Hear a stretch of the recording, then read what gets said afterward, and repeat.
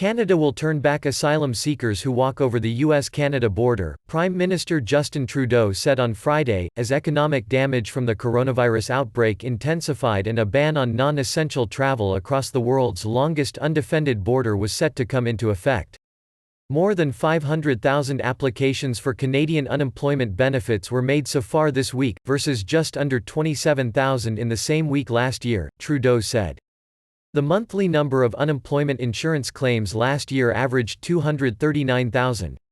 This is of course an unprecedented situation and it is putting a lot of pressure on our system, but we're on it, he told reporters outside his house, where he has been in isolation since his wife tested positive for the virus last week. Air Canada AC2, the country's largest carrier, said on Friday it will temporarily lay off more than 5,100 employees. The jobless claims indicate an unemployment rate over the next 2 months, probably the likes of which we have not seen in the post-war era, said Bank of Montreal chief economist Douglas Porter. The Bank of Canada on Friday said it would take additional measures to help ensure financial markets continue operating smoothly, given the rapidly evolving uncertainty. Canada's tally of reported cases of the COVID-19 respiratory illness caused by the coronavirus has surpassed 1,000, along with 12 deaths.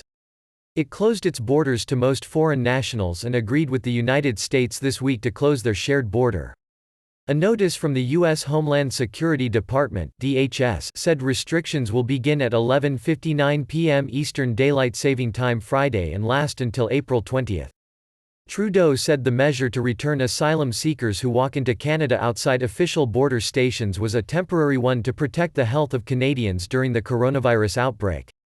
Thousands have illegally crossed the Canada-US border to file refugee claims in recent years, spurred by tougher U.S. immigration policies under President Donald Trump's administration. The Canadian Council for Refugees said it was shocked at the decision to turn back migrants. As the border deadline approached, traffic was already snarled on some crossings early on Friday owing to stepped-up screening measures by the Canada Border Service Agency.